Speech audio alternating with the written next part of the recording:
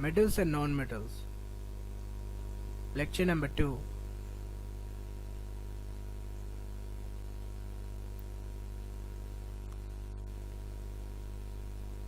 In this lecture, we discuss about the chemical properties of metals and non-metals, plus the reaction with various other substances, and also about those new substances.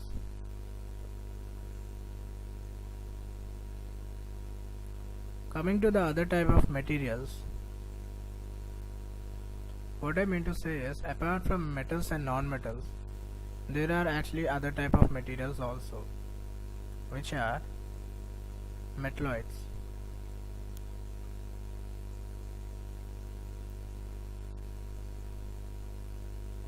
A metalloid is an element which has the intermediate properties of a metal and a non-metal. Now coming to allotropes. Allotropes are two or more different forms of a same material. For example, graphite and diamond are allotropes of carbon.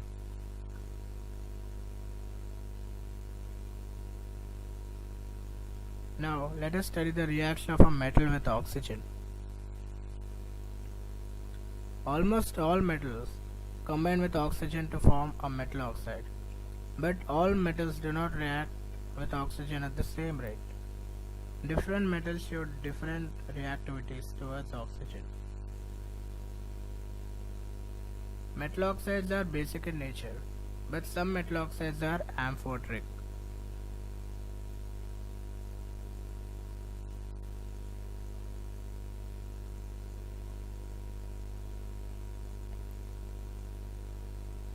Most of the metal oxides are insoluble in water, but some of these dissolve in water to form alkalis. For example, if you take sodium oxide, when reacts with water, will give me sodium hydroxide, which is an alkali, right?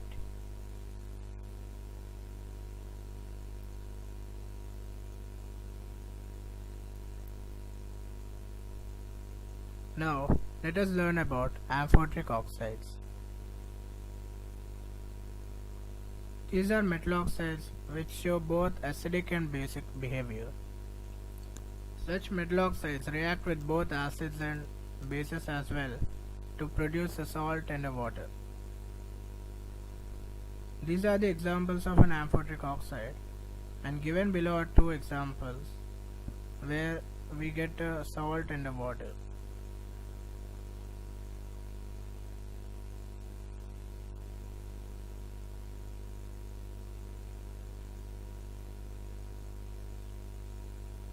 Now let's look at the reaction of a metal with water. Potassium and sodium react very violently with water. Calcium reacts less violently. Magnesium reacts only with hot water. Aluminium, iron and zinc react with steam only. Lead, copper, silver and gold do not react with water at all.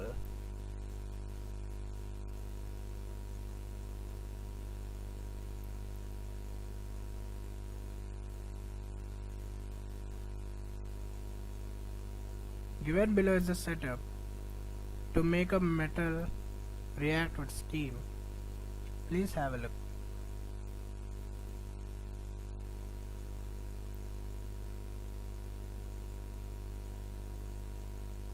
Now let us learn about the reaction of a metal with an acid. Metal when reacted with a dilute acid will give me salt and hydrogen.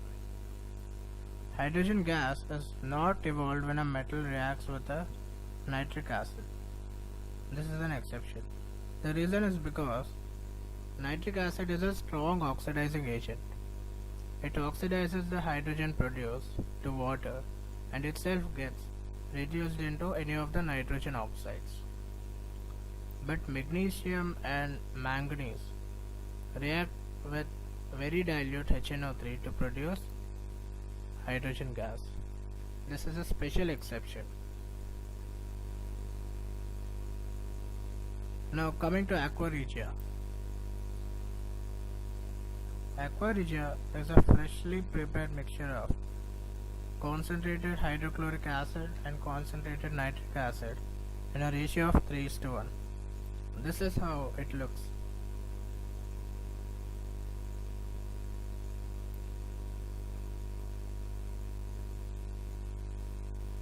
Now let us learn about anodizing. It is the process of forming a thick oxide layer of aluminium to prevent corrosion. During anodizing, a clean aluminium article is made the anode and is electrolyzed with a dilute sulfuric acid. The oxygen gas is evolved at the anode, reacts with the aluminium to make a thicker layer of aluminium oxide. This aluminium oxide coat makes it resistant to corrosion.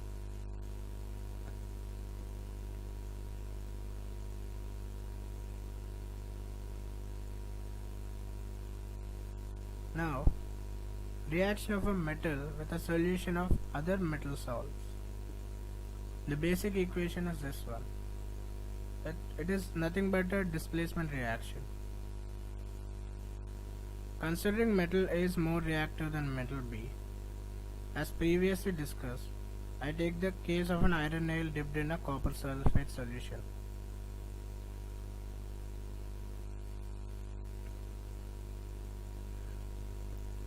Now coming to the reactivity series.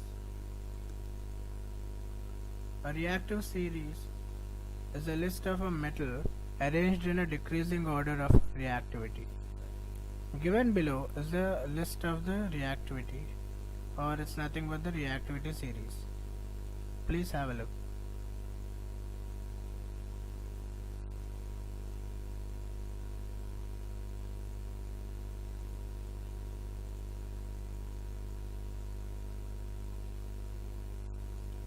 Now let us see the reaction of a metal with a non-metal. When a metal and a non-metal react with each other, transfer of electrons takes place from the metal to the non-metal. The reason is metal is electropositive in nature and a non-metal is electronegative in nature.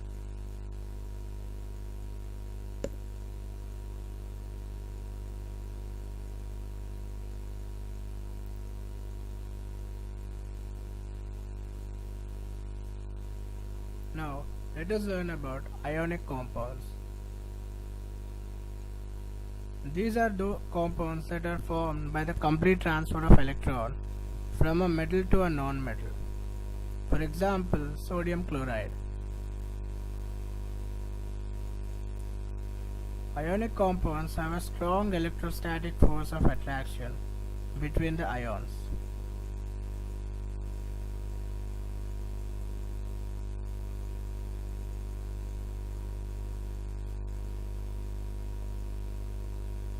Now let us learn the physical property of an ionic compound.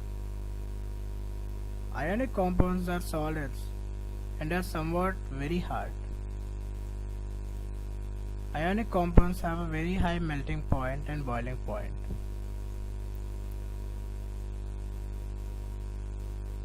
Ionic compounds are generally soluble in water but insoluble in solvents such as kerosene, petrol, diesel.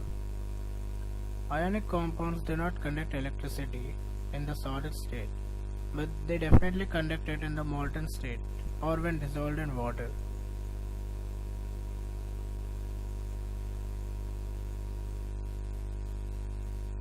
In the following part of the lecture, we will be learning about the metals, how they occur and the process related to it.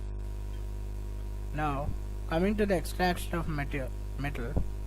For extracting a metal, we first of all need something called as an ore.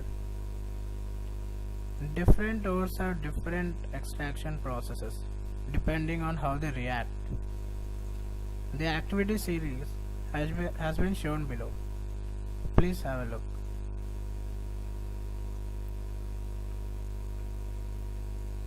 The same is being shown in the next slide.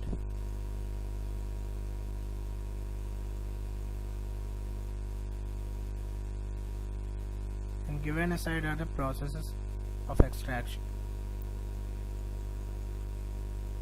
Now let us have a look at the flowchart of the extraction process.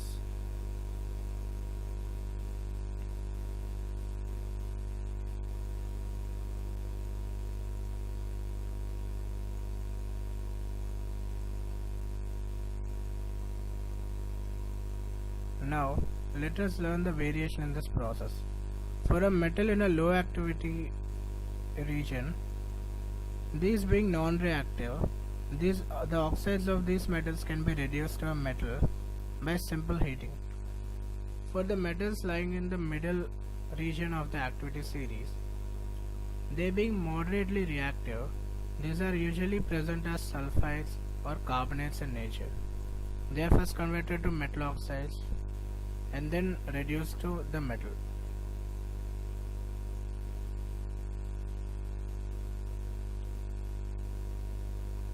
Some of the processes involved are roasting. Roasting is nothing but the heating of the sulfide ore in the presence of excess of air to form oxide ore. Given below is an example. Similarly, I have calcination, which is the heating of the carbonate ore in a limited supply of air to form an oxide ore.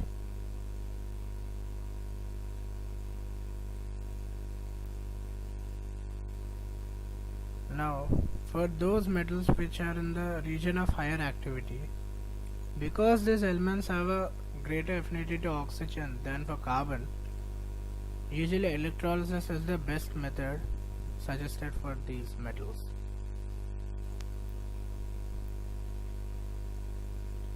Electrolytic reduction of molten sodium chloride. At cathode, this is the reaction, and at anode, chlorine gas is evolved. The electrolytic refining of a metal is done in this way.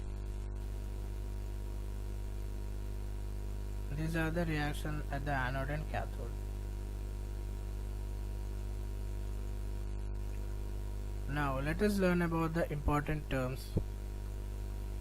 First term is corrosion. This is the process in which a metal gets attacked by air or water. For example, rusting. Corrosion can be prevented by painting, oiling, greasing, galvanizing, etc. Now let us learn about galvanization. It is a method of protecting the steel and iron from rusting by coating them with a thin layer of zinc. Galvanized article is protected against rusting even if the zinc coating is broken. Now let us learn about alloys. An alloy is a homogeneous mixture of two or more metals, or a metal and a non-metal. For example, brass, bronze, steel, stainless steel, solder, and also cast iron.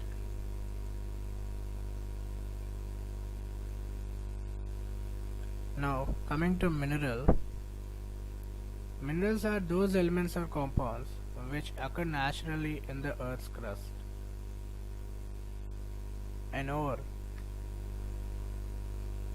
is a mineral that contains a very high percentage of a particular metal from which the metal can be profitably extracted.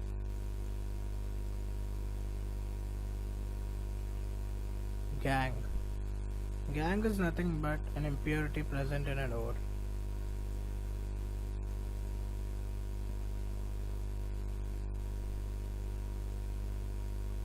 Now let us learn about the enrichment of an ore. Ores mined from the earth are usually contaminated with gangue, which is obvious. The removal of gangue from the ore is known as enrichment of ore. The process used for the enrichment of ore depends on the physical and chemical properties of the gangue. It is not same for all the ores. Now coming to the summary part, we expect the student to read it on his own.